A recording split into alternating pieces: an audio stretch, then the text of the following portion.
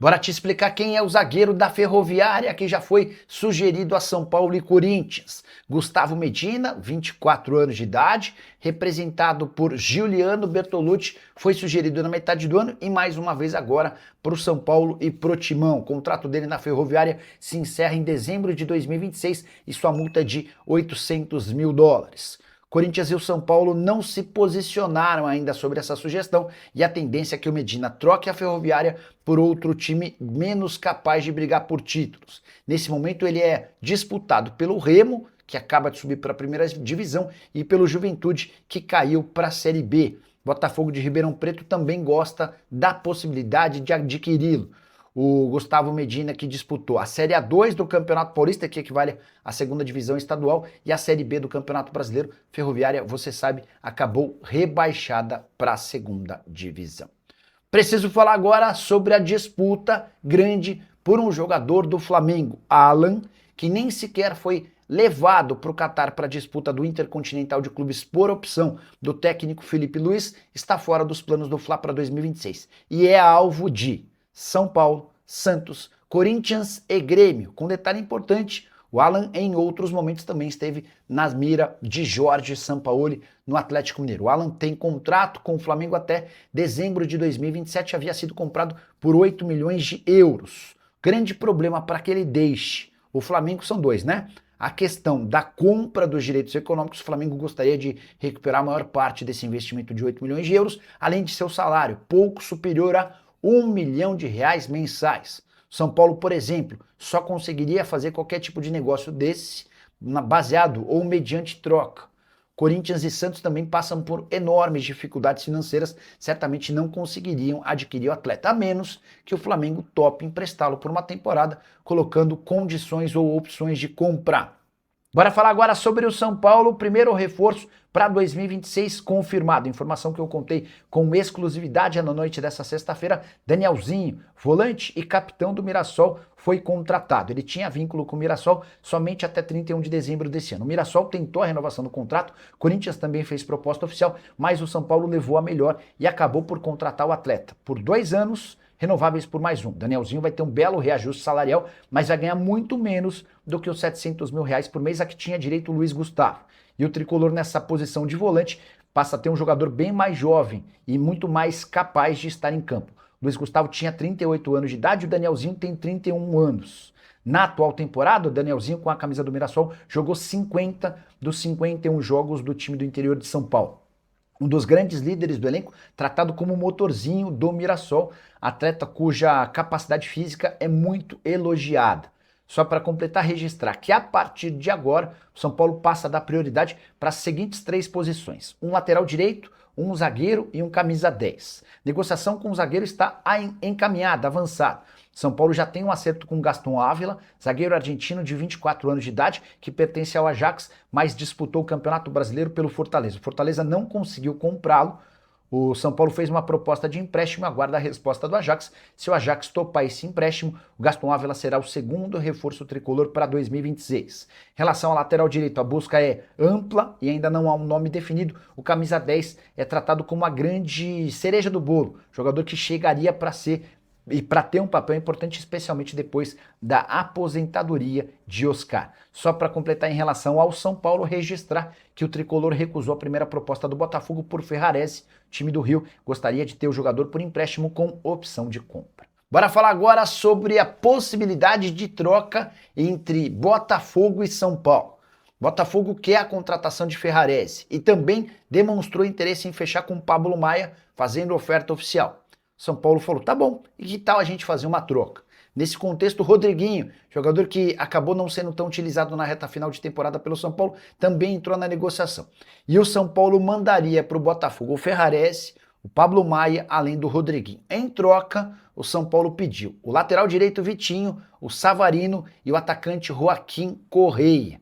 De acordo com Éder Traschini, jornalista que cobre o São Paulo, o negócio só não foi fechado porque na última hora o Savarino disse que não tem interesse em trocar o Botafogo pelo São Paulo. Está mais contente de morar no Rio de Janeiro e de continuar no Botafogo, e esse seria o responsável por impedir uma troca tripla, algo bem pouco comum no futebol brasileiro.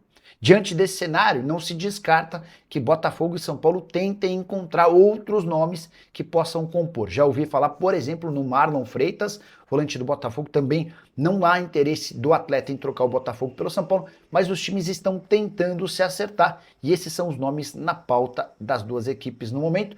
Gostaria que você usasse o espaço para comentário para dizer, em relação a essa troca tripla, quem sairia ganhando ou perdendo? Ou você acha que a troca é justa? Use o espaço para comentário e registre a sua opinião, beleza?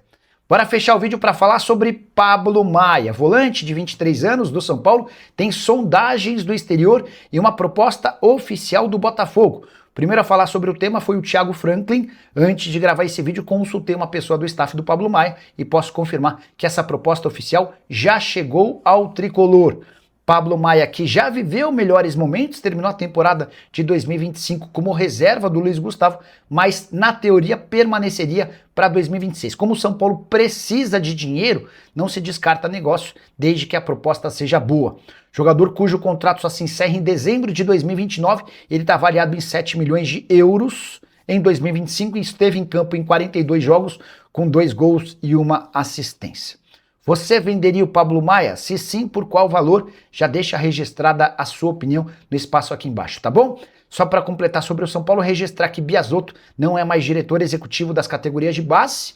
Por conta de desavenças internas, ele foi destacado para o CT da Barra Funda. Está no período de férias, se reapresenta em janeiro e vai trabalhar ao lado do Rui Costa. Enquanto isso, o Douglas Schwartzman, que é o diretor-geral da base, procura um substituto para o Biasotto. A maior possibilidade hoje é de Marcelo Lima, que já trabalhou como executivo da base do São Paulo e hoje é CEO do Desportivo Brasil. Curtiu o vídeo? Não esquece de deixar like, de se inscrever no canal. Hora de falar sobre as dívidas do São Paulo e a notícia é boa. O Tricolor vai fechar 2025 com uma queda importante em relação ao endividamento de 2024. São Paulo havia fechado a temporada passada com 968 milhões de reais de dívida. A expectativa do São Paulo é de que essa dívida feche de 2025 para 2026 em 910 milhões de reais, uma redução de 58 milhões. Movimento importante e meio atípico nos últimos anos do São Paulo. A última vez que o Tricolor havia conseguido registrar uma queda na sua dívida havia sido em 2022. Bora fazer essa escadinha dos números do São Paulo ano a ano. São Paulo tinha em 2017 apenas 353 milhões de reais de dívida. Passou em 2018 para 334 milhões, uma redução. Em 2019, 538 milhões de reais. Em 2020, 606 milhões de reais. Em 2021, mais um acréscimo, 697 milhões. Em 2022, uma pequena queda, 651 milhões. E aí, a coisa dá uma bela degringolada. Em 2023, 669 milhões. Em 2024, a dívida salta para 968 milhões de reais, um acréscimo em apenas um ano de quase 300 milhões de reais. Tricolor que estima uma receita para essa temporada de 970 milhões de reais, novo recorde com direito a superávit. Tricolor cogita no mínimo 30, 40 milhões de reais no azul ao longo desse ano. E essa história de que Arboleda pode deixar o São Paulo na virada do ano, foi o próprio Arboleda quem causou essa dúvida no torcedor tricolor quando postou uma mensagem de fim de ano. O Arboleda escreveu, abre aspas, não foi o ano que todos nós queríamos, estamos cientes disso.